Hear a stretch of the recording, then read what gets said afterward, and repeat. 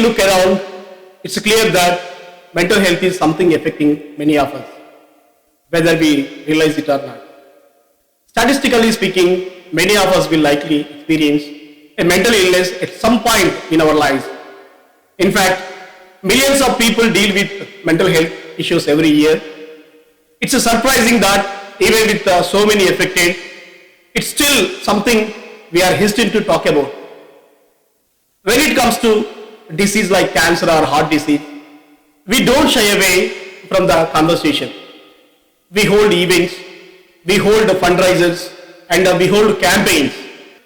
But mental illness, it often goes unnoticed, as if it is something we should be quiet about. Depression alone is the number one cause of mental illness worldwide. When we mention mental illness, it turns into prejudice or discrimination. It leads to something even worse, that is stigma. Stigma is like a barrier that stops people from getting the help they need. What makes it harder is that mental illness is not something we can see. We can't take a scan or we can't take X-ray to prove it is there like we can do with other diseases. This leads to the belief that if we can't see it, maybe it's not real. But just because we can't see mental illness doesn't mean it's not real. There is this false idea that mental illness means danger, violence, or instability. But that's not what it really looks like. Unfortunately, movies, TV shows, and news reports often reinforce these stereotypes, making the problem worse. As a result, people with mental health issues, they end up feeling isolated, judged, and ashamed of something that's not their fault. This stigma even affects their chances in life, jobs, relationships, and housing. They can become harder to secure just because of these misunderstandings. So, what can we do to change things? It is actually quite simple. We need to start talking about mental health in an open and respectful way. Education is key. It helps clear up misunderstandings and breaks down stereotypes. We don't need to have all the answers, but we can start by showing empathy and treating people with mental illness like anyone else, because that's who they are. They are people. Have you ever noticed how animals running from a lion feel fear only when the danger is real? But we humans do the opposite. We overthink and stress about situations long after they are gone. That constant worry can harm our bodies. Our minds store emotions for a long time. We might not feel the physical pain of an accident that happened years ago, but we still remember it and can feel the emotional pain. It's because our bodies change over time, but the thoughts in our minds stay the same unless we deal with them. If you had a positive feeling, your body releases happy hormones like endorphins. But if you had negative feelings, stress hormones like cortisol took over, making you feel worse. It's not the situation itself, but how we react to it that affects us. Sometimes we harm ourselves without even knowing it. If we hold onto negative feelings, we cause damage to our own bodies. So, how can we stop this? We need to stay connected with others, share our thoughts, and have strong relationship. It's been found that people who feel lonely are more likely to fall ill than those who have close connections. When we are stuck in negative thoughts, we are trapped. There is always a way out. We need to fill our minds with love, passion, and gratitude. The mind is powerful enough to heal the body in some cases just through belief. But the opposite can happen too. Negative thoughts can make us ill. Have you ever heard of games that encourage harmful behavior, like the blue whale game? The people behind it are not physically forcing anyone to do anything. They manipulate the minds of vulnerable individuals, pushing them to harm themselves. That's how powerful the mind mind-body connection is. To combat such negativity, we need to share our emotions. If you don't have someone to talk to, try writing in a diary. It helps to release those emotions onto paper. By the time you finish writing, you will feel lighter, as if you have shared your burden with someone. Let's sit straight, take a deep breath, and calm our minds. When we do this, our bodies respond by releasing those happy hormones that heal us from the inside out. When we are together, we feel stronger, more resilient. And that's why having people around us, being part of a community is so important for our mental health. Our brains are wired this way. We all need someone to walk with us when things feel too heavy to carry alone. Suicide is one of the leading causes of death, especially among young people. But the truth is, it's preventable. It's not just a problem for one person to solve, it's something we all need to work on together. Mental health doesn't just affect a few, it touches everyone. And the more we understand that, the more lives we can save. Mental health issues, especially since the pandemic, have only grown. We have lost too many people because they don't feel like they had anyone to talk to. But we can all make a difference, even if it is for just one person. It doesn't take a professional to show kindness, to listen, or to ask, are you okay? If we all work together, we can create a world where mental health is a priority. A world where people feel seen, people feel heard, and people are valued. We need to be kind. If you are feeling low, please remember you matter. You make a difference just by being here. So let's stand together. Let's help each other climb the Mount Everest. Life might be messy, but we don't have to face it alone. We are worth it. You are worth it. Constantly comparing ourselves to others can really mess with our mental health. Research shows that when we envy others, it can actually lead to depression.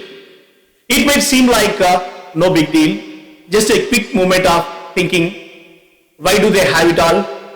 But these little moments add up and they slowly eat away at our mental strength. It's normal to feel sad when things don't go our way, but when we keep feeling sorry for ourselves, it becomes a problem. We stay stuck in that feeling and forget to look for solution. But even if we can't solve every problem, we can always try to make things a little better. Sometimes we think, if I work hard, I deserve success. But life doesn't always work like that. The world doesn't owe us anything. Waiting for things to magically happen because we think we deserve it only lead to disappointment. But once we realize that the world doesn't owe us, we become free. It means that just because we have had tough times, we are not stuck there forever. We have the power to change things. Changing our bad mental habits is not easy. It takes work. We need to recognize those thoughts that keep us stuck and replace them with the healthier ones. It is like building physical strength. You build mental strength by practicing good habits like gratitude, but you also have to stop the bad habits like comparing yourself to others. And it's not just about thinking positively all the time, it's about accepting the tough emotions. When we are sad, angry, or scared, we try to avoid those feelings. But the only way to get through them is to face them. Feel the sadness, then move on. Trust that you can handle that discomfort and grow stronger because of it. Remember, the only person you should compare yourself to is who you were yesterday. Life is not always fair, but that doesn't mean it can't get better. We all have the ability to shape our own world. But first, we have to believe we can. By letting go of bad mental habits and building mental strength, we can face whatever comes our way and we can move forward with hope. We often think that when someone is depressed or anxious, they are broken or they are weak. But that's not the case. What many of us are going through is not a sign of failure or something wrong with us. It's about unmet needs. It's about something missing from our lives. When someone feels lost or down, it's not their job alone to fix it. We are all in this together, just like a group, supporting each other. One of the biggest problems today is that we feel so disconnected. Many of us feel lonely even in a crowd. Study shows that a large percentage of people don't feel close to anyone. We have lost the sense of community that our ancestors had. They survived by working together, living in tribes, supporting each other. Today, many of us live in isolation, and it's hurting us. When we are mentally struggling, we don't need more pressure to fix ourselves alone. We need to reconnect with something bigger than ourselves, with others. We need to feel part of a group. Sometimes we are told to just be yourself, but maybe what we really need is to be us, to be part of something larger. Another thing that affects our mental health is what we value. Society often pushes us to believe that happiness comes from money, happiness comes from success, or happiness comes from showing off. But studies have shown that the more we chase these things, the more likely we are to feel unhappy. True happiness comes from moments of connection, meaning, and purpose. These moments are not about what we own or how we look online. They are about being with people we care about, doing things that matter, and feeling part of something. Sometimes we know these things deep down, but we still get caught up in the wrong values. This happens because the world around is set up to distract us from what truly matters. But we can break free from this by focusing on what gives our life meaning and working on it with others. Mental health is not just about fixing problems with pills or therapies. Those things can help, but they are only part of the solution. The real solution is to come together, build connections, and find meaning in our lives. Let's stop thinking we have to do everything alone. Let's be there for each other, grow together, and heal together. Mental health is something we all deal with, whether we realize it or not. We all know how sitting around too much affects our health, right? But did you know that not moving enough is also linked to our mental health? Think about how many of us feel stressed out, overwhelmed, or anxious at times. It is becoming so common. And though stress itself is not necessarily a mental health problem, it often leads us down the road.